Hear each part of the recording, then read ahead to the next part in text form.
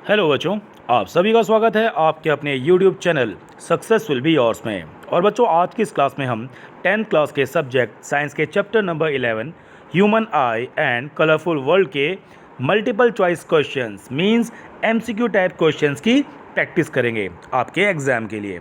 तो आइए बच्चों, शुरुआत करते हैं आज की इस क्लास की क्वेश्चन नंबर 1 के साथ। और क्वेश्चन नंबर 1 क्या कहता है बच्चों? In the following diagram, the path of a ray of light passing through a glass prism is shown. बच्चों, यहाँ पर आपको एक डायग्राम दिखाया गया है एक प्रिज्म का। और इस प्रिज्म के डायग्राम में आप देखिए कि कोई इंसिडेंट रे ऑफ लाइट कुछ इस तरह से आ रही है और प्रिज्म की जो ये सरफेस है उसका जो नॉर्मल है 90 डिग्री, उस 90 डिग्री के साथ ये वाई एंगल बना रही है, ये इंसिडेंट रे। उसके बाद बच्चों रिफ्रैक्शन होगा और ये इंसिडेंट रे रिफ्रैक्टेड रे बनकर कुछ इस तरह से नॉर्मल की तरफ थोड़ा बेंड हो जाती है। मींस ये जो सरफेस अभी आपने देखी थी बच्चों, इस सरफेस का नॉर्मल होता है ये 90 डिग्री, राइट। तो ये इंसिडेंट रे इस 90 डिग्री नॉर्मल के साथ वाई एंगल बना रही है और जब रिफ्रैक्शन होता है तो टूवर्ड्स द नॉर्मल थोड़ा अंदर की तरफ बेंड हो जाती है और एंगल बनाती है टी। उसके बाद जब ये रिफ्रैक्टेड रे जब दोबारा इस प्रिज्म से बाहर आती है इस सरफेस के थ्रू, रिफ्रैक्शन के थ्रू, तो इमर्जेंट रे बन के कुछ इस तरह से बाहर चली जाती है और जो ये सरफेस है इस प्रिज्म की, उसका जो नॉर्मल है उस नॉर्मल के साथ क्यू एंगल बनाती हुई बाहर निकलती है। और ये क्यू एंगल क्या होता है बच्चों? Angle of emergence. और ये वाई एंगल जो इंसिडेंट रे ने बनाया था वो होता है एंगल ऑफ इंसिडेंस। बच्चों याद रखना, एंगल ऑफ इंसिडेंस और एंगल ऑफ इमर्जेंस हमेशा बराबर होते हैं।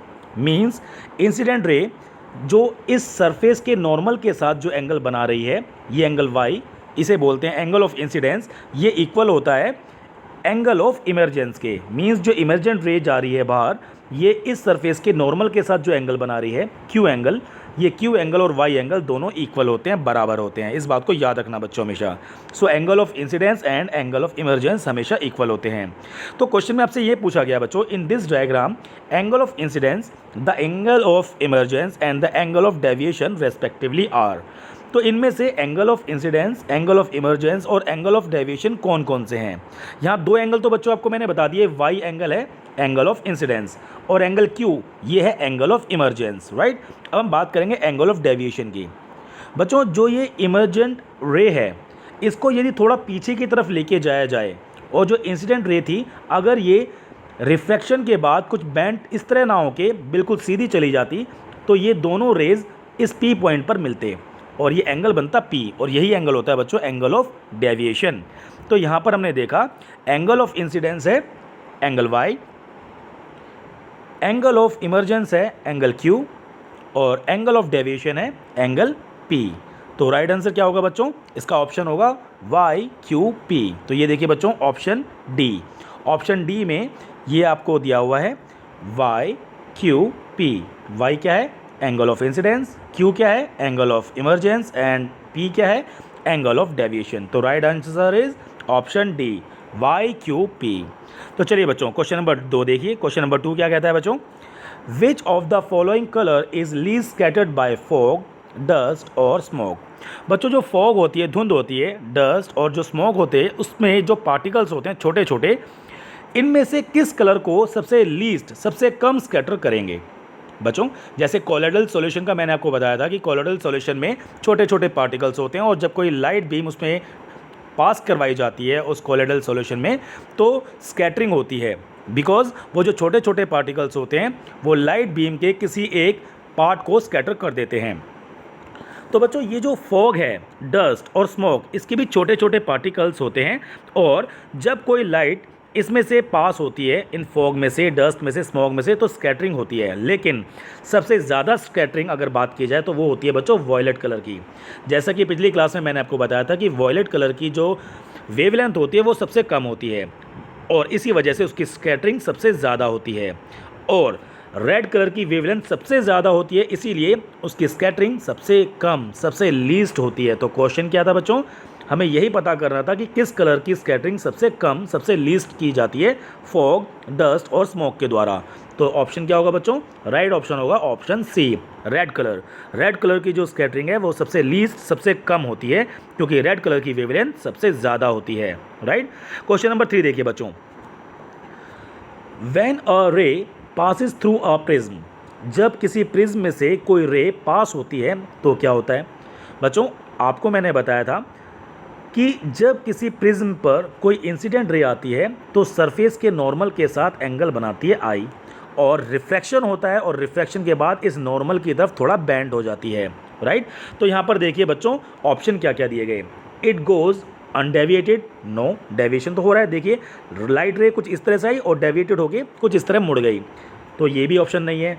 ऑप्शन बी देखिए, it remain parallel to base, नहीं, बेस के बिल्कुल पैरेलल नहीं है, ये बिल्कुल बेस की तरफ थोड़ा मुड़ रही है। And option C, it bends towards the base, yes this is the right answer.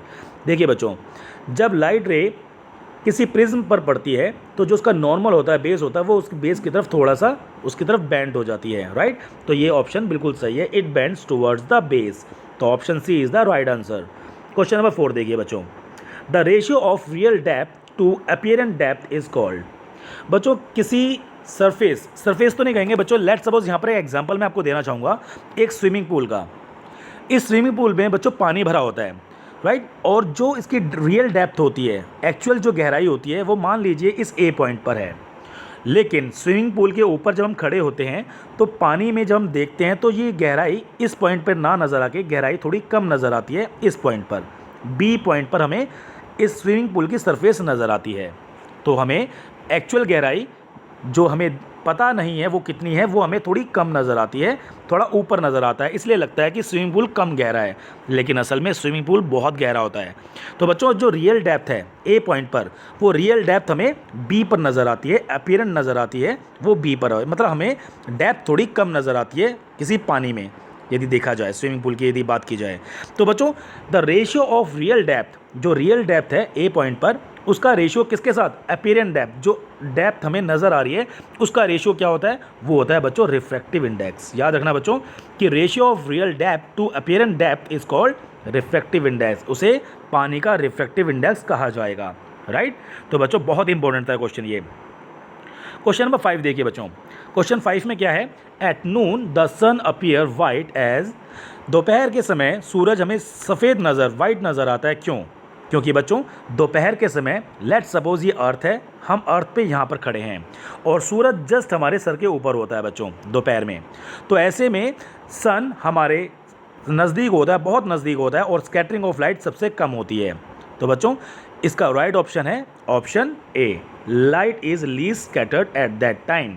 दोपहर के वक्त लाइट जो है उसका स्कैटरिंग सबसे कम होता है, इसीलिए जो सन है वो वाइट नज़र आता है। लेकिन बच्चों, मॉर्निंग के समय और इवनिंग के समय, मींस अगर ये अर्थ है तो मॉर्निंग में सन यहाँ पर होता है और इवनिंग में सन यहाँ पर होता है, और ऐसे में स्कैटरिंग ऑफ लाइट बहुत ज़्यादा होती है, ब्लू कलर की स्कैटरिंग ऑफ लाइट ज़्यादा होती है, और सन की जो रेड लाइट है, जो वेवलेंथ सबसे ज़्यादा होती है, वो सीधी हमारी आंखों पे पड़ती है। इसीलिए बच्चों, सनराइज़ और सनसेट के समय सूरज हमें लाल नज़र आता है, क्योंकि ब्लू लाइट की स्कैटरिंग ऑलरेडी हो जाती है एनवायरनमेंट के थ्रू, और रेड कलर की जो वेवलेंथ सबसे ज़्यादा होती है वो सीधी सन की हमारी आंखों तक पड़ती है, इसलिए सन हमें रेड नज़र आता है मॉर्निंग और इवनिंग में। लेकिन दोपहर के समय स्कैटरिंग ऑफ लाइट बहुत कम होती है, इसीलिए जो सन का रंग है वो हमें वाइट कलर नज़र आता है। तो right option is option A, light is least scattered, right. Question number 6 देखिए बच्चों, the image shows the dispersion of white light in the prism. यहाँ पर बच्चों एक प्रिज्म है, प्रिज्म में एक वाइट लाइट आई और वाइट लाइट का डिस्पर्जन हो गया आफ्टर रिफ्रैक्शन। ये देखिए वाइट लाइट अपने कंस्टिट्यूएंट कलर में स्प्लिट हो गई है और प्रिज्म से इमर्जेंट रे के रूप में अलग अलग कलर्स कंस्टिट्यूएंट्स में बाहर आ रही है, राइट। तो वाइट लाइट सबको पता है बच्चों 7 कलर से मिलकर बनी होती है। VIBGYOR, VIBGYOR, VIBGYOR, violet, indigo, blue, green, yellow, orange and red. तो बच्चों यहाँ आपको ये पूछा गया कि जो लाइट्स आई हैं Z, Y एंड X, ये कौन कौन से कलर्स की लाइट होंगी। बच्चों आपको बता देना चाहता हूँ, यहाँ पर आप देखोगे कि जो वाइट लाइट है वो 7 रंग से बनी होती है, और जब प्रिज्म में गुजर रही है तो वो अपने अलग अलग कंस्टिट्यूएंट कलर में स्प्लिट हो गई। तो यहाँ पर आप देखोगे बच्चों, प्रिज्म में जो डेविएशन है लाइट कलर्स का वो किस हिसाब से है, वो कलर्स के अलग अलग वेवलेंथ के हिसाब से ये डिस्पर्जन आप देख सकते हो। इसमें आप देखोगे बच्चों, जो ब्लू लाइट होती है, जो वॉयलेट लाइट होती है, वॉयलेट का जो एंगल है डेविएशन का वो सबसे ज़्यादा है। यहाँ देखिए बच्चों, वाइट लाइट का जो वॉयलेट पार्ट है वो सबसे ज़्यादा डेविएट हुआ है, सबसे ज़्यादा एंगल पर मुड़ा है, ठीक है। और सबसे कम एंगल पे कौन सा मुड़ता है? रेड। क्योंकि बच्चों मैंने आपको लास्ट क्लास में बताया था कि जो विबग्योर होता है, जो स्पेक्ट्रम होता है, उसमें वॉयलेट कलर का डेविएशन सबसे ज़्यादा होता है और रेड कलर का डेविएशन सबसे कम होता है, क्योंकि रेड कलर की वेवलेंथ ज़्यादा होती है और उसका डेविएशन सबसे कम होता है। लेकिन वॉयलेट कलर का वेवलेंथ सबसे कम होती है लेकिन डेविएशन उसका सबसे ज़्यादा होता है, राइट। तो डिस्पर्जन में आपने देखा बच्चों, जो जेड कलर की जो ये लाइट है ये होगी रेड कलर की, एक्स होगा बच्चों वॉयलेट कलर का क्योंकि सबसे ज़्यादा बेंट हुआ है। और ये वाई लाइट कौन सी है बच्चों? यहाँ पर देखिए हर जगह ऑप्शन में वाई क्या है? ग्रीन। तो यहाँ पर बच्चों वाई ग्रीन हो सकता है लेकिन वॉयलेट कभी नहीं होगा क्योंकि वॉयलेट का डेविएशन सबसे ज़्यादा है। तो एक्स होगा वॉयलेट, वाई होगा ग्रीन और जेड होगा आर। तो right option is option B, X is violet, Y is green and Z is R. तो सबसे ज़्यादा जो डेविएशन हुआ था लाइट का वो हुआ था एक्स का। एक्स कौन सी है? वॉयलेट। और सबसे कम जो डेविएशन था वो था रेड का। तो जेड क्या है? रेड। और वाई क्या हो गया? ग्रीन। बहुत आसान था बच्चों ये, लेकिन इंपॉर्टेंट भी बहुत था ये। क्वेश्चन नंबर 7 देखिए बच्चों, which of the following phenomena of light are involve in the formation of rainbow. बच्चों जब आपने वातावरण में जब भी बारिश होती है तो आपने रेनबो देखा होगा। ये रेनबो कब बनता है बच्चों? इसमें कौन कौन सी लाइट की फेनोमेना इसमें यूज़ होती है मैं आपको बताता हूँ। बच्चों रेनबो तभी बनता है जब आसमान में, जब एनवायरनमेंट में पानी की बूंदें होती हैं और पानी की बूंदें एक प्रिज्म का काम करती हैं, तो रिफ्रैक्शन तो ज़रूर होगा बच्चों। तो देखिए हर ऑप्शन में रिफ्रैक्शन दिया हुआ है लेकिन डी ऑप्शन में डिस्पर्जन दिया हुआ है, तो ये ऑप्शन तो नहीं होगा। तो बच्चों रिफ्रैक्शन ज़रूर होगा, साथ ही साथ जो डिस्पर्जन होता है, जो कलर स्प्लिट होते हैं अपने कंस्टिट्यूएंट्स कलर में, तो वो भी होता है, तो डिस्पर्जन भी होना है। और जो ड्रॉप्स होती हैं पानी की ड्रॉप्स, जब उसमें लाइट पड़ती हैं तो टोटल इंटरनल रिफ्लेक्शन होता है जिसकी वजह से रेनबो एक पर्टिकुलर दिशा में ही बनता है, राइट। तो इसीलिए टोटल इंटरनल रिफ्लेक्शन भी होगा। तो ये option B is the right answer.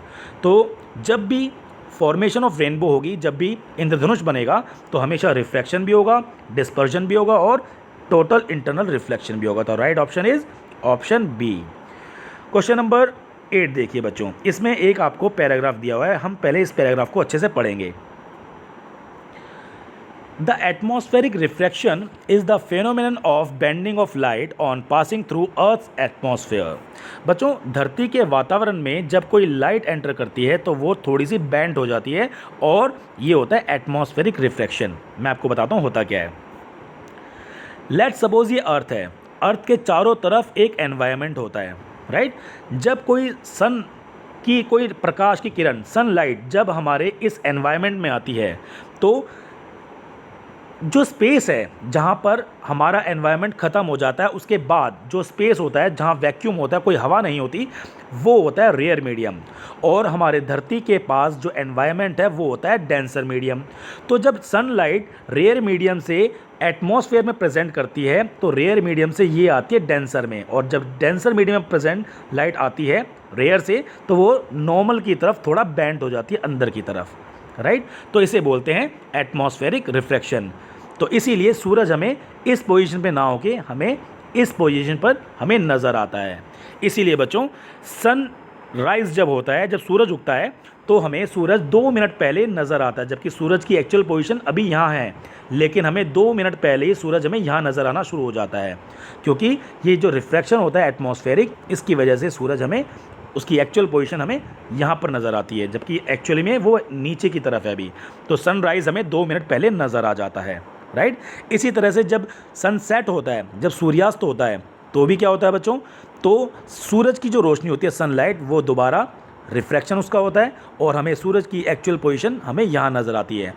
Actually में सूरज छुप चुका होता है, सूर्यास्त हो चुका होता है, सनसेट हो चुका होता है, लेकिन उसके 2 मिनट बाद तक हमें सूरज नज़र आता है, क्योंकि सूरज की पोजीशन हमें कुछ इस तरह ऊपर नज़र आती है। तो बच्चों मॉर्निंग में भी 2 मिनट पहले नज़र आता है और इवनिंग में भी सनसेट के बाद हमें 2 मिनट बाद तक सूरज नज़र आता है। मीन्स हमें 4 मिनट तक सूरज एक्स्ट्रा नज़र आता है पूरे दिन भर, राइट। तो यहाँ देखिए बच्चों, as we move above the surface of earth density of air goes on decreasing. जैसे जैसे बच्चों हम सरफेस ऑफ अर्थ की तरफ आते हैं तो डेंसिटी डिक्रीज होती जाती है as we move above the surface of the earth. Means earth की सरफेस से जैसे जैसे हम दूर जाएंगे तो जो अर्थ का एटमॉस्फेयर है वो तो डेंसर मीडियम होता है, लेकिन जैसे जैसे अर्थ की सरफेस से दूर जाओगे वैसे वैसे एयर की डेंसिटी कम होती जाती है, रेयर मीडियम होता जाता है, राइट। और जैसे ही अर्थ का एटमॉस्फेयर क्रॉस हो जाता है तो वहाँ पर कोई एनवायरनमेंट नहीं होती, कोई हवा नहीं होती, तो वो रेयर मीडियम की तरह काम करता है, वैक्यूम, और वहाँ पर डेंसिटी ऑफ एयर बहुत कम हो जाती है, राइट। तो यहाँ पर आपको यही बताया गया बच्चों। Local condition like temperature etcetera also affect the optical density of earth atmosphere. और जो कंडीशंस होती हैं जैसे टेम्परेचर जब ज़्यादा होता है तो वो भी ऑप्टिकल डेंसिटी अर्थ की जो होती है एटमॉस्फेयर की उसको अफेक्ट करती है।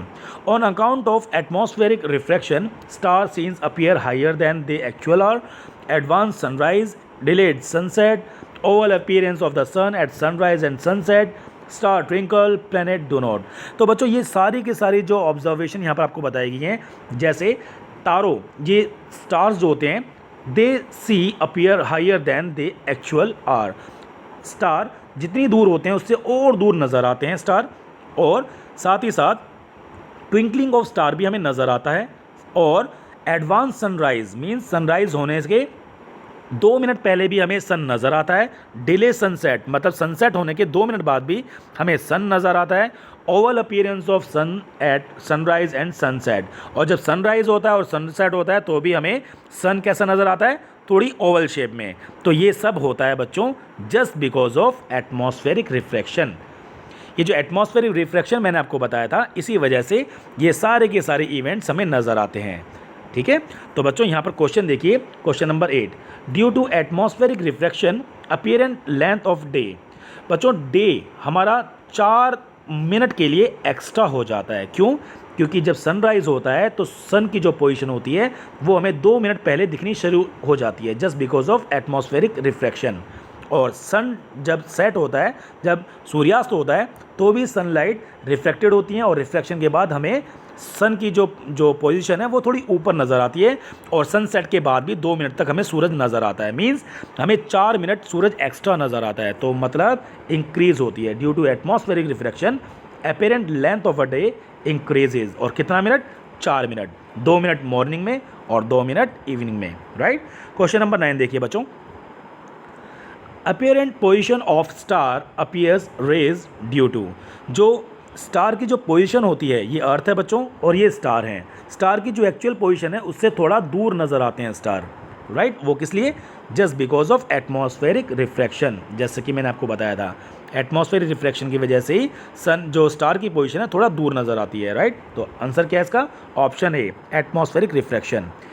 क्वेश्चन नंबर 10 देखिए बच्चों, ध्यान से देखिए बच्चों। Question number 10, the sun appears oval shape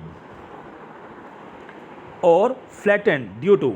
ये भी मैंने आपको बताया बच्चों, ड्यू टू एटमॉस्फेरिक रिफ्रैक्शन। तो right option is option C. Atmospheric refraction की वजह से सन की जो शेप होती है वो ओवल शेप नज़र आती है मॉर्निंग के समय और इवनिंग के समय, राइट। क्वेश्चन नंबर 11 देखिए बच्चों। क्वेश्चन नंबर 11 में क्या दिया? Twinkling of star and non twinkling of a planet is accounted for bye.